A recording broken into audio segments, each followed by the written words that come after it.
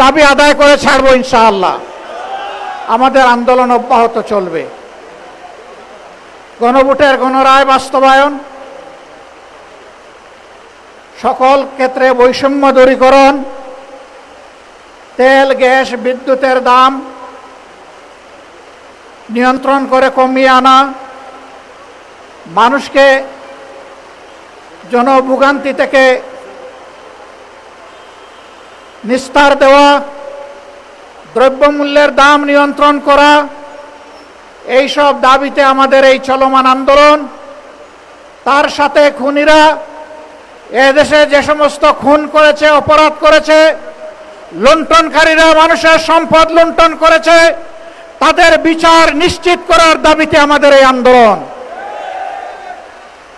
যারা এদেশের নিরীহ মানুষের বুকে গুলি চালিয়ে বিভিন্নভাবে গুম এবং খুনের আশ্রয় নিয়ে জনগণের উপর জুলুম করেছে, মহান আল্লাহর উপর ভরসা করে আমরা বলছি, আমরা জীবিত থাকা অবস্থায় বাংলাদেশে এরা আর আস্ফালন করার সুযোগ পাবে না।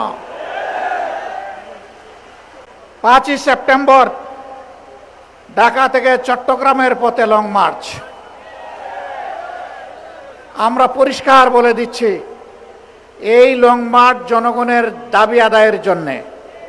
অতীতের কায়দায়, ফেসিবাদী কায়দায় আমাদের লং মার্চে যেন কোনো বাধা দেওয়া না হয়। যদি বাধা দেওয়া হয়, লং মার্চ দ্বিগুণ শক্তিতে তার গন্তব্যে পৌঁছে যাবে ইনশাআল্লাহ। সম্মানিত ভাইরা, 19 সেপ্টেম্বর ঢাকা থেকে আমরা রংপুর পৌঁছবো ইনশাআল্লাহ। রাস্তায় অনেকগুলা সভা হবে, জনগণের মনের কথা শুনবো, আমাদের কথাগুলা জনগণকে বলবো। এইভাবে বাংলাদেশের জনগণকে পরবর্তী বড় আন্দোলনের জন্য আমরা তৈরি করতে চাই ইনশাআল্লাহ। 10 অক্টোবর শনিবার ঢাকা থেকে খুলনা, খুলনা থেকে যশোর, কুষ্টিয়া হয়ে ইনশাআল্লাহ আবার আমরা ঢাকায় ফিরব। একই লং মার্চ। 24 অক্টোবর শনিবার ঢাকা থেকে সিলেটে রেলপথ যাত্রা হবে, মার্চ হবে। কেন রেলপথ? কেন? সব জায়গায় সড়ক পথ, এখানে আবার রেলপথ কি জন্য? যেহেতু জামাতে ইসলামের আমিরের বাড়ি সিলেটে, এই জন্য, তাই না? জি না, এটার জন্য না। সিলেটের রাস্তাতে এখন আর কোনো মানুষ চলাচলের কোনো ব্যবস্থা নেই। শত শত গাড়ি যখন সিলেটের পথে রওনা করবে, জনগণের চরম ভোগান্তি হবে। এইটা বিবেচনায় নিয়েই আমরা রেলপথটাকে বেছে নিয়েছি। তারপরে 14 নভেম্বর 2016 ঢাকাবাসী, আপনাদের কাছে জানতে চাই, বাংলাদেশের প্রত্যেকটি গ্রাম থেকে, পাড়া থেকে, মহল্লা থেকে আমাদের ভাই বোনেরা ঢাকার দিকে রওনা করবে। ঢাকায় মহাসমাবেশ অনুষ্ঠিত হবে ইনশাআল্লাহ। সেই দিন ঢাকাবাসী, আপনারা কি সত্যিকারের অতিথির দায়িত্ব পালন করার জন্য প্রস্তুত আছেন?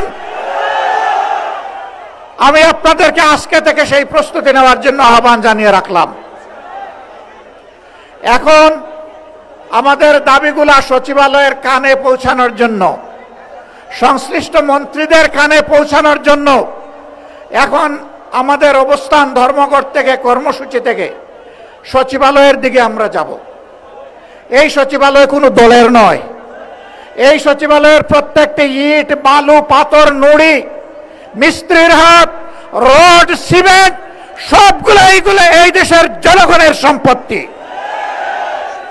সচিবালয়ে যারা বসে আছেন, মন্ত্রী হন, এমপি হন, জনগণের কথা শুনতে হবে, জনগণের কথা মানতে হবে।